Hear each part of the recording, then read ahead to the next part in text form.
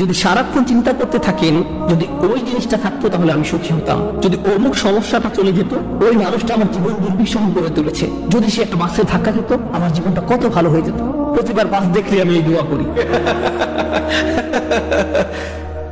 আমরা সব সময় নিজেদেরকে একথা বলে বোঝাই যদি অমুক মানুষটি বা অমুক সমস্যাটি জীবন থেকে চলে যেত তাহলে জীবন কত সুন্দর হয়ে যেত, অথবা যদি অমুক দুঃখটি দূর হয়ে যেত তাহলে সবকিছু পারফেক্ট হয়ে যেত। যদি মানুষের পরিবর্তন হতো, যদি পরিস্থিতির পরিবর্তন হতো, যদি পরিবেশের পরিবর্তন হতো, আমরা এভাবে ভাবতে থাকি সবকিছুর পরিবর্তন হলে জীবন সুন্দর হয়ে যেত, তাহলে আমাকে আর দুর্বল থাকতে হতো না।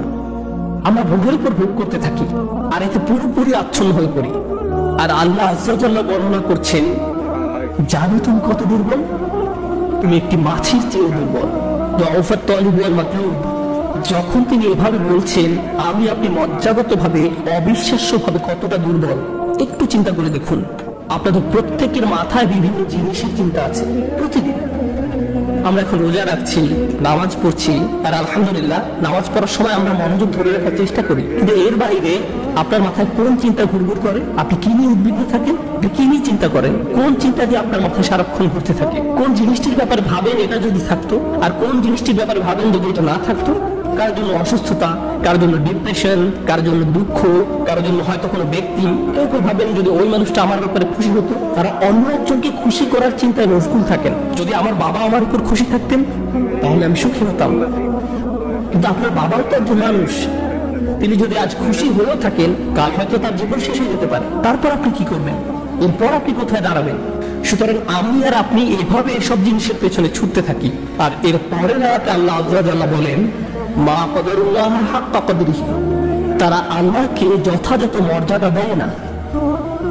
ইন্নাল্লাহা কাউইয়্যুন আযীজ, নিশ্চয়ই আল্লাহ শক্তিধর, মহাপরাক্রমশালী।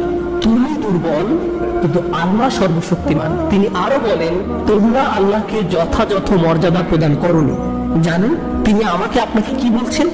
তিনি বলছেন তোমরা বিভিন্ন জিনিসের পেছনে ছুটবে, তোমরা বিভিন্ন মানুষের পেছনে ছুটবে, তোমরা এই দুনিয়ার যত কিছুর পেছনে ছুটো না কেন এর প্রতিটি জিনিসের একদিন সমাপ্তি হবে। এর প্রতিটি জিনিস দুর্বল, এই কারণে তুমি দুর্বল হয়ে পড়ছো। এই জন্য তুমি বারবার দুঃখ ভারাক্রান্ত হয়ে পড়ছো, ফলশ্রুতিতে তুমি বারবার ক্ষতির সম্মুখীন হচ্ছ। কিন্তু শেষবারের মতো যখন তুমি এই সিদ্ধান্ত গ্রহণ করবে তোমার যত চাওয়া পাওয়া আছে